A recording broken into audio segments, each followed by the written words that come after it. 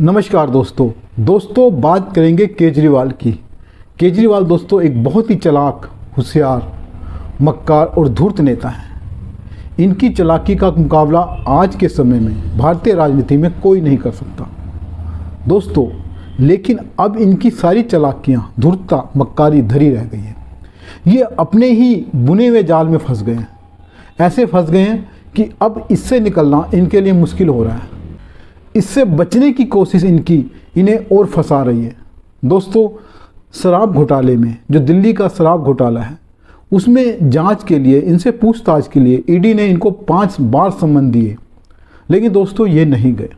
ये हर बार कोई ना कोई बहाना बनाते रहे कि मैं यहाँ बिजी हूँ, मैं वहाँ बिजी हूँ, मुझे इधर जाना है, उधर जाना है, तो ये नहीं गए।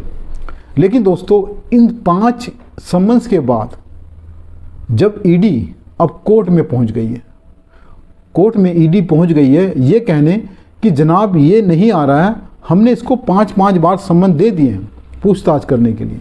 और दोस्तों ये क्यों नहीं जा रहा है? ये कह रहा है कि आप मुझे ये बताइए, जो सवाल पूछने हैं आपने मुझे लिख कर दीजिए। ऐसा कहीं नहीं होता। ईडी के पास ऐसे बहुत पावर्स हैं और ऐसा कहीं कोई नियम कानून नहीं है कि जो आरोपी है या जो गवाह है, जिसकी जांच पड़ताल इंफॉर्मेशन लेनी है, जिससे उसको पहले ही सवाल भेज दिए जाएं सारे। ऐसा कोई भी जांच एजेंसी नहीं करती है। लेकिन ये कह रहा है पहले मुझे सवाल लिखकर भेजो, फिर मैं आऊँगा, आपको जवाब दे दूँगा, मैं लिख कर ही जवाब दे दूँगा। इसके अलावा दोस्तों इसका कहना ये भी है कि आप मुझे ये बताइए कि मैं गवाह के तौर पर बुलाया जा रहा है कि आरोपी के तौर पर बुलाया जा रहा है, मुझे गिरफ्तार तो नहीं किया जाएगा।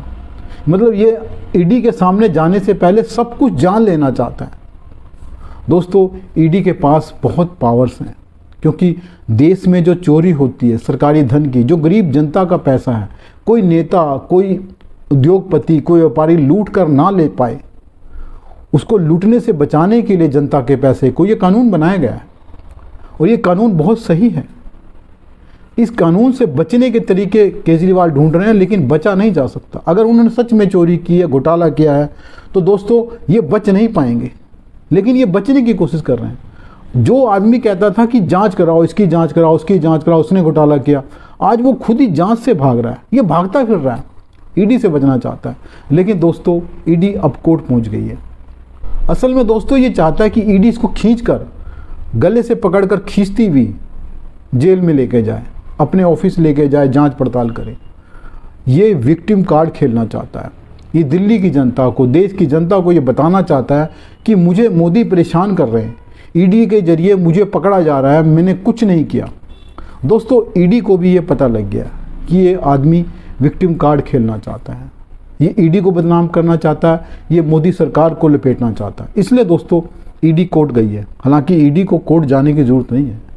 पीएमएलए जो एक्ट है ईडी के लिए बनाया गया है, उसमें ये सीधा प्रावधान है कि ईडी किसी को भी पकड़ सकती है अगर उसके पास कोई सबूत और गवाह हैं किसी घोटाले के, और उसको, आरोपी को बताने की ज़रूरत नहीं है कि आपने क्या किया है। वो कोर्ट में जाकर बता सकती है और अरेस्ट कर सकती है बिना किसी वारंट के। लेकिन दोस्तों फिर भी ईडी 5 सम्मन देने के बावजूद उसको पकड़ नहीं पाई, यानी पकड़ा ही नहीं है। ईडी चाहती तो पकड़ लेती, लेकिन नहीं पकड़ा, क्योंकि ईडी जानती है ये बहुत बड़ा नौटंकीबाज है। इसलिए ईडी ने कोर्ट में गई है, और कोर्ट में जाकर ईडी ने कहा है जनाब ये नहीं आ रहा है, अब इसके लिए क्या किया जाए। मतलब दोस्तों ईडी चाहती है कि इसको पकड़ा तो जाए, अरेस्ट किया जाए, जेल में डाला जाए, लेकिन कोर्ट के जरिए, ताकि ईडी पर इल्ज़ाम ना आए। ईडी अदालत के जरिए इसको पकड़ना चाहती है। लेकिन दोस्तों सवाल ये भी पैदा होता है कि अभी 5 बार सम्मन मिलने के बावजूद ये गया क्यों नहीं। दोस्तों इसकी एक वजह ये भी है कि ठीक है, इसको गिरफ्तारी का डर है, इसको जेल में जाने का डर है। वो तो इसने जाना ही है, आज नहीं तो कल जाना है, वो बच नहीं सकता। लेकिन दोस्तों इसकी एक वजह और है। मनीष सिसोदिया की जमानत की अर्जी जो है सुप्रीम कोर्ट ने रद्द कर दी थी। ये कह के खारिज कर दी थी कि आप 3 महीने बाद आइए, और दिल्ली पुलिस को कहा था और ईडी को कहा था कि आप 3 महीने में इसकी जांच पूरी कीजिए और चार्जशीट फाइल कीजिए जो ये शराब घोटाला है उसमें, ताकि हम मनीष सिसोदिया की जमानत पर विचार कर सकें। लेकिन दोस्तों जब तक केजरीवाल से जांच नहीं होगी, केजरीवाल से पूछताछ नहीं होगी, वो चार्जशीट फाइल हो ही नहीं सकती, क्योंकि मेन अक्यूज़ यही है। ये मुख्यमंत्री है, वो मंत्री है। जब तक मुख्यमंत्री की जांच नहीं होगी, उसके पूछताछ नहीं होगी, कुछ सवालों के जवाब नहीं देगा, तब तक ईडी आगे कार्रवाई नहीं कर सकती।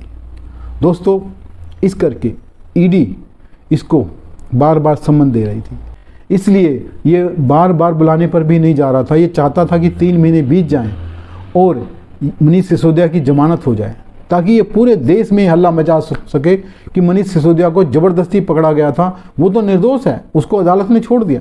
हालांकि अदालत छोड़ेगी नहीं, वो सिर्फ जमानत देगी। लेकिन ये जमानत को ही मान जाते हैं कि ये जमानत मिलने का मतलब है कि अपराधी ने अपराध किया ही नहीं है, ज़बरदस्ती पकड़ा गया था। मुकदमा चल रहा है, लेकिन ये कहते नहीं हम तो छूट गए, हमारे तो बरी हो गए।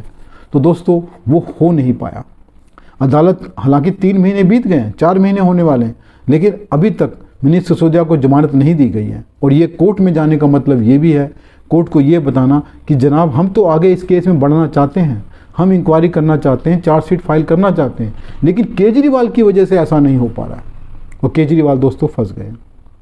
दूसरों, केजरीवाल एक और मामले में फंस गए। ये झूठ बोल देते हैं, सरेआम झूठ बोल देते हैं, और इतनी सफाई से, इतने विश्वास से, आत्मविश्वास से भरकर झूठ बोलते हैं, लगता सच बोल रहे हैं। इन्होंने अब एक प्रेस कॉन्फ्रेंस करके, इन्होंने और अतीसी मारलेना, जो इनकी एक मंत्री है, बड़ी मंत्री है, मनीष सिसोदिया की जगह जो काम कर रही हैं, इन्होंने एक प्रेस कॉन्फ्रेंस करके आरोप लगाया बीजेपी पर कि बीजेपी इनके 7 एमएलए को खरीद रही है। उनको खरीदा जा चुका है, लेकिन वो नहीं बिके। पहले 21 एमएलए का लगाया गया था, अब 7 एमएलए का लगाया गया। लेकिन दोस्तों, जब पहले इल्ज़ाम लगाया गया था तो कोई कार्रवाई नहीं हुई थी, लेकिन इस बार दिल्ली क्राइम ब्रांच ने एक केस रजिस्टर्ड कर लिया है इनके खिलाफ कि जो 7 एमएलए खरीदे गए हैं, किसने खरीदे हैं, उनको खरीदने के लिए किस तरह से क्या फ़ोन किया गया या इंटरनेट पे कोई मैसेज किया गया, किसी आदमी को भेजा गया, जो भी कांटेक्ट किया गया उनसे, वो उसकी डिटेल दिल्ली पुलिस को दी जाए, ताकि दिल्ली पुलिस उनको पकड़े जो एमएलए को खरीदना चाहते थे। और दिल्ली पुलिस ये भी चाहती है कि जो 7 एमएलए जिनको खरीदा गया है वो कौन है, उनके नाम केजरीवाल लिख कर दे, वो बताएं कौन है 7 एमएलए, क्योंकि दिल्ली पुलिस उनसे पूछताछ करना चाहती है कि कौन से लोग हैं जो तुम्हें खरीदना चाहते थे। हालांकि दोस्तों, 7 की जगह 17, 20, 25 एमएलए भी खरीद लिए जाएं तो भी दिल्ली सरकार नहीं गिरती।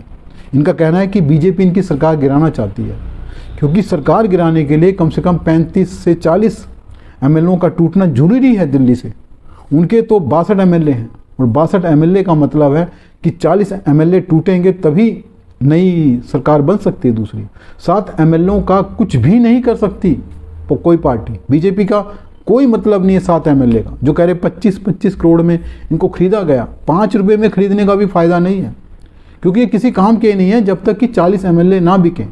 और 40 एमएलए खरीदने का मतलब बीजेपी जानती है, कभी ऐसी गलती नहीं करेगी। लेकिन इनको झूठ बोलना है तो ये सरेआम झूठ बोलेंगे, प्रेस कॉन्फ्रेंस करके झूठ बोलेंगे, क्योंकि मीडिया तो उन्होंने पहले खरीद रखा है। अपने 500-600 करोड़ का जो बजट है हर साल दिल्ली का, जो दिल्ली की जनता, गरीब जनता का पैसा लुटाया जाता है मीडिया में, उसका असर ये है कि एक प्रेस कॉन्फ्रेंस करके कुछ भी बोल सकते हैं, वो छप जाता है प्रिंट मीडिया में, इलेक्ट्रॉनिक मीडिया में बुरी तरह से फैल जाता है। ये इनकी ताकत है, उस ताकत का इस्तेमाल करते हैं। लेकिन दोस्तों, दिल्ली पुलिस की जो क्राइम ब्रांच है उसने इनको घेर लिया है, इनको फंसा लिया है। अब इनको 7 एमएलओ के नाम देने पड़ेंगे। वो कौन से 7 विधायक हैं उनके नाम बताने पड़ेंगे, उनको पेश करना पड़ेगा दिल्ली पुलिस के आगे कि इनको खरीदा गया था, और एक कॉल डिटेल लेकर आनी पड़ेगी कि कौन सा फ़ोन आया, कहाँ से आया, किसने किया, ये बताना पड़ेगा। और कोई ऐसी कॉल डिटेल तो है ही नहीं, क्योंकि खरीदा ही नहीं गया। ना कोई ऐसा आदमी है जिसने खरीदा है, ना वो 7 एमएलए हैं। अब ये 62 एमएलए में से एक को बुला के कह रहे हैं कि आप अपना कह दो कि मुझे खरीदा गया, मुझे खरीदा गया। लेकिन कौन फंसना चाहता है इसमें, क्योंकि केजरीवाल दूसरों को फंसाते हैं, खुद तो फंसते नहीं हैं। हालांकि अब ये फंस चुके हैं। दोस्तों, जो इनकी मिनिस्टर है आतिशी मारलेना, उसने भी प्रेस कॉन्फ्रेंस की है और उसको भी नोटिस दिया है दिल्ली पुलिस ने, वो भी फंस गई हैं। क्योंकि ये खुद तो फंसना नहीं चाहता था, लेकिन सारे अपने मंत्रियों को, सारे नेताओं को फंसाना चाहता है, सारे गलत काम करना चाहता है, लेकिन अब ये फंस गया है। देखते हैं दोस्तों आगे दिल्ली पुलिस क्या कार्रवाई करती है। ईडी जो अदालत में गई है, अदालत तो इनको 2-4 दिनों में पकड़कर अंदर करने वाली है, इसमें कोई शक नहीं। लेकिन crime branch, Delhi crime branch ने जो केस रजिस्टर्ड किया है एमएलए विधायकों को खरीदने का, उस पर आगे चलकर दिल्ली पुलिस क्या करती है ये भी देखना होगा। ये आदमी कई तरह के मुकदमों में फंसता जा रहा है। इसकी राजनीति ज़्यादा दिन चलने वाली नहीं है दोस्तों, वो आप देखते रहिए। 2024 के जो चुनाव होने, लोकसभा चुनाव, हो सकता है ये तब जेल में हो, ये चुनाव लड़ ही ना पाए। आगे देखते हैं क्या होता है। नमस्कार दोस्तों, अगर वीडियो पसंद आए तो लाइक करें, चैनल को सब्सक्राइब करें। धन्यवाद दोस्तों।